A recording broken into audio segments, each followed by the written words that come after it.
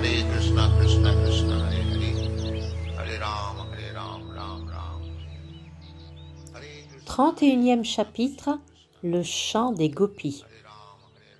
Une gopi chanta: Ô Krishna, depuis que tu as pris naissance en cette terre de Vrajabhumi, toute chose y paraît glorieuse.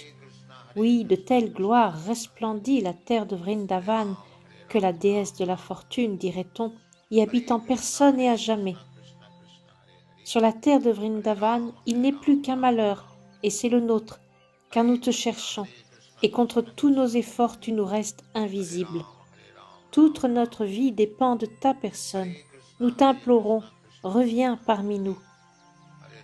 Mon cher Krishna, dit une autre gopi, de la fleur de lotus épanouie sur les eaux transparentes des lacs après les pluies claires d'automne, tu es l'existence même, l'âme même.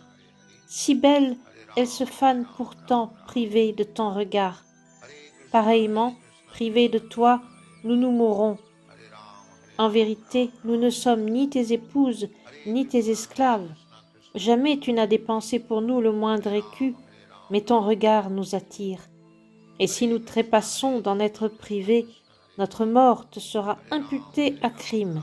Et tuer une femme, n'est-ce pas là un grand péché? Si tu ne viens pas nous voir et si nous en mourrons, tu devras en subir les conséquences. Aussi, écoute notre prière, viens à nous. Parfois, il n'est pas possible d'une arme pour tuer.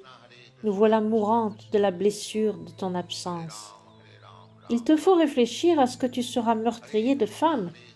À jamais, nous t'avons reconnaissance, car maintes fois tu nous as protégés. Du poison qui souillait les eaux de la Yamuna, du serpent Kaliya, de Bakasura, du courroux d'Indra et de ses pluies torrentielles, du feu de forêt, de tant d'autres calamités.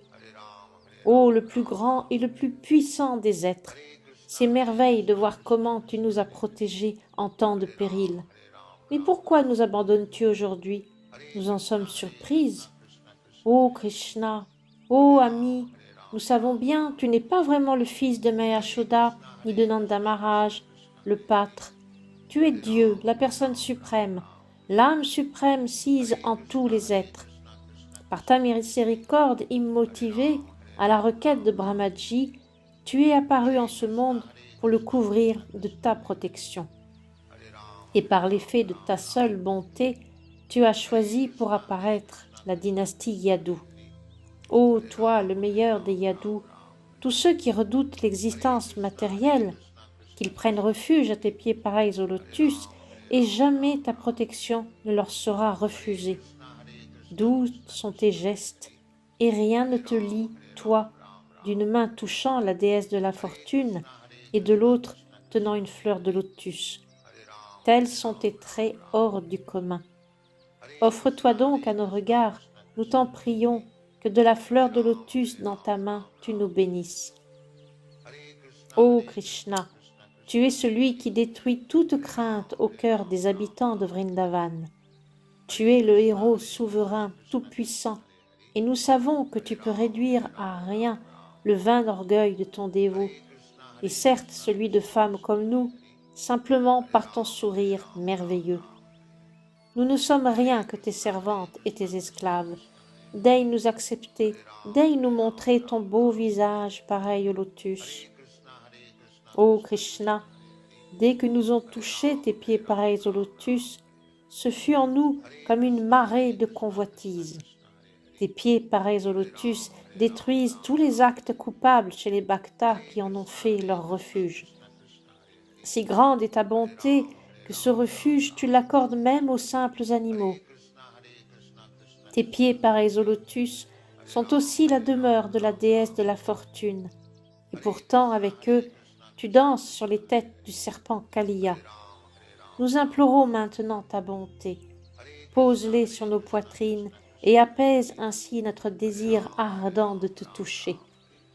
Ô Seigneur, tes yeux qui fascinent, tes yeux pareils au lotus, comme ils sont beaux et plaisants, comme elles sont attirantes tes douces paroles, qui séduisent même l'érudit le plus vaste, lequel ressent alors l'attrait de ta personne. Et pareillement nous attirent tes paroles, pareillement la beauté de ton visage, de tes yeux. Écoute notre prière, laisse-nous encore goûter le nectar de tes lèvres. Ô Seigneur, les paroles qui émanent de tes lèvres ou celles qui décrivent tes activités regorgent de nectar. Et il suffit de les écouter ou de les chanter pour être sauvé du feu ardent de l'existence matérielle. En ce chant des gloires de tes paroles, des grands dévas tels Brahma et Shiva sont toujours absorbés. Ils s'y adonnent pour anéantir l'effet des actes coupables commis par tous les êtres vivants en ce monde. Celui qui simplement prête l'oreille à tes mots sublimes pourra bien vite être promu au niveau où s'accomplissent les actes vertueux. Tes paroles procurent aux Vaishnavas une joie toute spirituelle, et les saints hommes qui œuvrent à répandre ton message sublime dans le monde représentent l'excellence de la charité. Cette affirmation se trouva confirmée par Rupa Goswami lorsque, s'adressant à Sri Chaitanya Mahaprabhu, il le proclama l'avatar le plus magnanime, puisqu'il distribuait avec une libéralité universelle les paroles et l'amour de Krishna. Cher Krishna, continuèrent les gopis, comme tu es espiègle, sans doute peux-tu imaginer notre détresse lorsque nous retrouvons le souvenir de ton sourire narquois, de ton regard plaisant, de tes pas auprès des nôtres dans la forêt de Vrindavan et de tes méditations de bon augure. Les entretiens avec toi en des lieux solitaires avaient réchauffé notre cœur. Maintenant, au souvenir de ta conduite, nous voilà toutes tristes. Sauve-nous, nous t'en prions, cher Krishna. Tu sais combien nous sommes prises de mélancolie lorsque tu quittes Vrindavan pour conduire les vaches dans la forêt. Combien nous sommes affligés à la simple pensée que tes pieds, délicats comme le lotus, puissent souffrir les piqûres de l'herbe sèche et des cailloux de la forêt. Nous te sommes si attachés que sans cesse tes pieds pareils au lotus occupent notre esprit. Ô Krishna, lorsque tu reviens des pâtures avec tes bêtes, nous contemplons ton visage entouré de boucles charmantes, voilé par la fine poussière qu'ont soulevé les sabots des vaches. Nous contemplons ton visage au doux sourire, et plus grand est notre désir de goûter ta présence. Ô cher Krishna, tu es l'amant suprême, tu donnes toujours refuge aux âmes soumises, tu combles les désirs de tous les êtres, et tes pieds, pareils au lotus, sont adorés même de Brahmaji, le créateur de l'univers. À quiconque leur voue son adoration, tu accordes sans nul doute tes bénédictions. Daigne ne point être fâché contre nous, garde tes pieds pareils au lotus sur nos poitrines, qu'ils enlèvent le poids de détresse dont à cette heure nous sommes accablés. Cher Krishna, nous voulons tes baisers que même à ta flûte tu offres. Sa mélodie enchante le monde entier comme nos cœurs. Ô, daigne revenir, embrasse-nous de tes lèvres de nectar. Alors, enfin, Shri Krishna réapparut, rejoignit les gopis. Il resplendissait de la plus grande beauté, digne de l'être riche de toutes les perfections. La Brahma Samhita enseigne Ananda Chinmaya Rasa Pratibhavitabihi. Vu seul, Krishna n'est pas d'une beauté si grande, mais lorsque son énergie, notamment son énergie de plaisir que représente Radharani, se déploie, alors il devient magnifique. Le concept mayavadi selon lequel la vérité absolue, dans son aspect le plus haut, n'est pas accompagnée de puissance, procède d'un savoir incomplet. En vérité, si elle ne déployait ces diverses puissances, la vérité absolue ne pourrait se manifester dans sa plénitude. Les mots Ananda Chinmaya Rasa, qu'on applique à la vérité absolue, signifient qu'elle possède une forme spirituelle, toute de félicité et de connaissance éternelle. Krishna est toujours entouré de diverses puissances. Il possède donc perfection et beauté. La Brahma Samhita et le Skanda Purana nous montrent Krishna toujours entouré de milliers de déesses de la fortune. Les gopis sont toutes des déesses de la fortune, et Krishna les prit par la main sur les berges de la Yamuna. Il est dit dans le Skanda Purana qu'entre tant de milliers de gopis, 16 000 ont prédominance. Entre elles, 108 brillent plus particulièrement.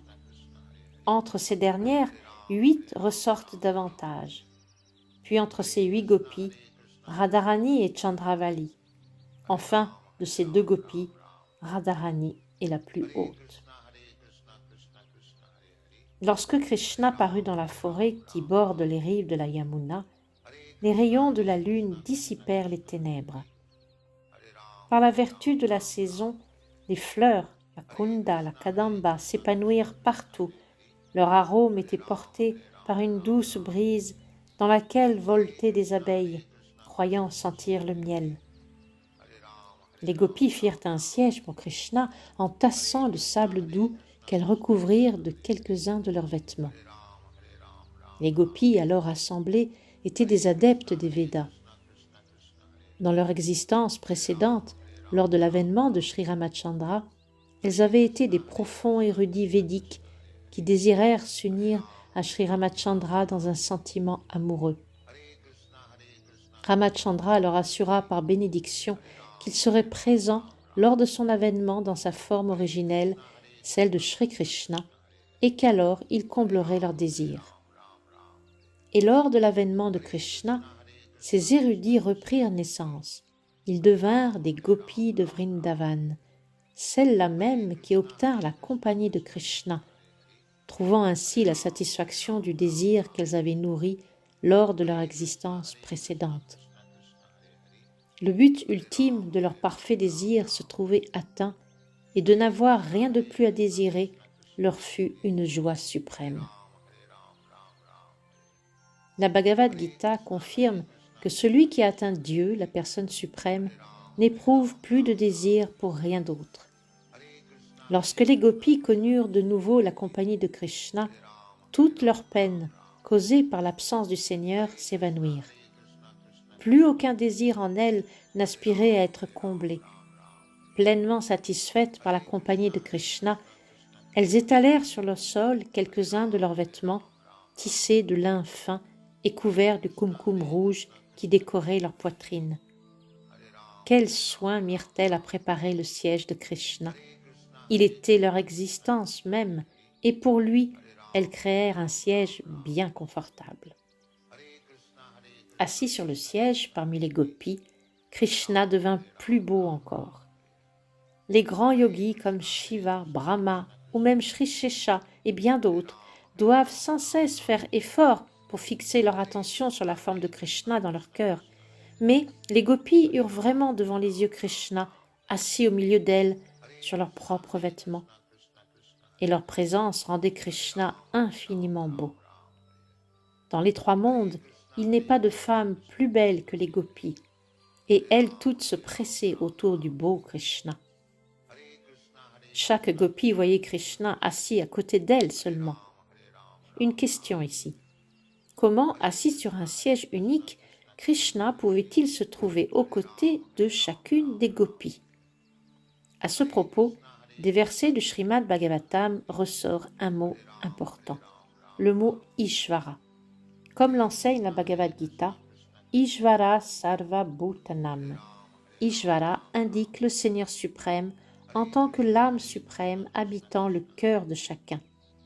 Dans l'occasion qui nous occupe, lorsqu'il s'assembla avec les gopis, Krishna manifesta justement ce pouvoir de multiplication qui le caractérise en tant que le Paramatma, l'âme suprême. Si grande fut sa bonté pour les gopis qu'au lieu de se tenir dans leur cœur, où le perçoit la méditation yogique, il se tint à leur côté. Telle était la faveur qu'il réserva aux gopis, les beautés les plus remarquables de la création tout entière. Ayant conquis la présence de leur Seigneur, de l'infiniment bien-aimé, Les gopis lui plurent par les mouvements de leurs sourcils et leurs sourires, et aussi en étouffant leur colère. Certaines placèrent les pieds parésolotus du Seigneur sur leurs genoux et les massèrent doucement. Et un sourire sur leurs lèvres, elles dirent secrètement leur courroux refoulé. « Cher Krishna, nous ne sommes que de simples femmes de Vrindavan et n'avons point grande science dans les Védas. Nous ne savons pas distinguer le bon et le mauvais. Aussi voulons-nous te questionner. Ton érudition est immense, tu pourras répondre. On voit dans les rapports amoureux qu'il y a 3 sortes d'hommes. Les uns se contentent de répondre à la mesure de ce qui leur est offert. Les autres répondent avec faveur même à des sentiments hostiles. D'autres, enfin, ni ne répondent avec faveur, ni ne montrent des sentiments hostiles. De ces 3 attitudes, laquelle préfères-tu? Laquelle qualifies-tu d'honnête? Krishna répondit. Chers amis, ceux qui ne font que répondre à l'amour qu'on leur offre sont comme des marchands, rien d'autre. Ils ne donnent dans les affaires de cœur que dans la mesure où ils obtiennent. Dans ce cas, faut-il parler d'amour? Non, il n'y a là que du commerce, qu'un acte d'égoïsme centré sur soi. Les hommes du second ordre valent mieux, qui aiment en dépit du caractère difficile de l'autre. Plutôt être privé de tout amour que d'aimer comme un marchand. Un exemple d'amour sincère sera donné par des parents qui continuent de donner leur amour à leurs enfants, même quand ces derniers les négligent.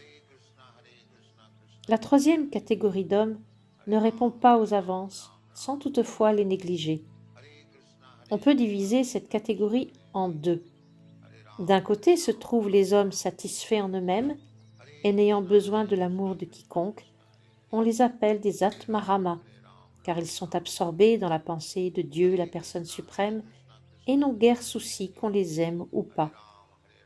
De l'autre côté se placent les ingrats, les insensibles. On trouvera parmi eux les hommes qui se révoltent contre leurs supérieurs. Un fils, par exemple, malgré les bienfaits qu'il reçoit de l'affection de ses parents, pourra se montrer sans cœur et ne pas répondre à cette affection. On appelle ces hommes du nom générique de Guru Druha, ceux qui négligent leurs parents ou leurs maîtres spirituels en dépit des faveurs qu'ils en reçoivent.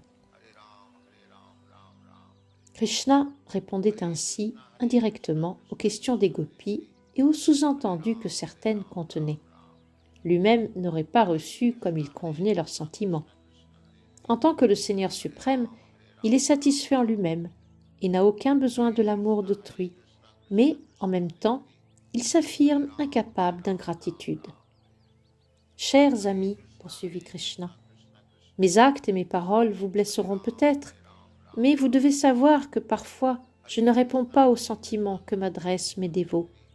Leur attachement pour moi semble infini, mais parfois, pour qu'ils se renforcent encore, je m'abstiens de donner à leurs sentiments la réponse convenable. S'ils pouvaient m'approcher sans aucun mal, ne penseraient-ils pas alors qu'il est facile d'obtenir Krishna? Aussi m'arrive-t-il de ne pas leur répondre. Quand un pauvre réussit peu à peu à se constituer quelque richesse et la perd, il ne s'écoulera pas 1 heure de sa vie qu'il ne songe à cette perte. De même, pour accroître l'amour de mes dévots, je feins parfois de les abandonner. Alors, loin de m'oublier, ils voient croître leurs sentiments pour moi. Amis, n'ayez pas un instant la pensée que je me sois conduit avec vous comme avec du commun bhakta. Je sais qui vous êtes. Je sais que vous avez abandonné tous vos devoirs sociaux et religieux, que vous avez rompu tous les liens avec vos parents, sans souci des conventions, pour venir à moi et m'offrir votre amour. Je sens envers vous de grandes obligations. Comment vous regarderais-je comme le commun des bhaktas? Sachez-le, je n'étais pas loin de vous. Toujours je suis resté proche. Je voulais seulement observer les ardeurs de votre désir, moi absent. C'est pourquoi je vous en prie, ne cherchez pas à trouver dans ma conduite quelques défauts, puisque votre amour est si grand, qu'il contienne aussi le pardon, si jamais j'ai agi en mal. La richesse de votre amour, sans cesse tendue vers moi, je ne puis vous la rendre, même si je m'y applique le temps que vivent les dévas sur les planètes édéniques. Non, vous rendre votre amour ou en montrer une juste gratitude, c'est chose impossible. Tirez donc satisfaction de vos propres actes de vertu. Vous avez révélé pour moi un attachement exemplaire, capable de vaincre les plus grands obstacles nés des liens familiaux. Je vous en prie, soyez satisfaite d'abord de vous être montré hautement exemplaire, car la dette que j'ai envers vous, jamais je ne pourrai m'en acquitter. Le service de dévotion manifesté par les bhaktas de Vrindavan, avec son caractère exemplaire, représente la dévotion la plus pure. Les shastras qui font autorité en la matière demandent que le service de dévotion soit aituki et apratihata, immotivé et ininterrompu. Il ne peut être freiné par les conventions politiques ou religieuses. Le service de dévotion demeure toujours au niveau absolu, au-delà des influences de la matière. Les gopis, tout particulièrement, offrirent à Krishna un service de dévotion pur, au point que le Seigneur lui-même resta envers elles sous l'effet d'une dette. Aussi, Sri Chaitanya Mahaprabhu dit-il que le service de dévotion offert au Seigneur par les gopis de Vrindavan excelle parmi toutes les autres méthodes qui permettent d'approcher Dieu, la personne suprême. Ainsi s'achèvent les enseignements de Bhaktivedanta pour le 31e chapitre du livre de Krishna, intitulé « Le chant des gopis ». Hare Ram, Ram Ram. Hare Krishna, Krishna Krishna, Hare Hare. Hare Ram, Ram Ram. Hare Krishna, Krishna Krishna, Hare Hare. Hare Ram, Ram Ram.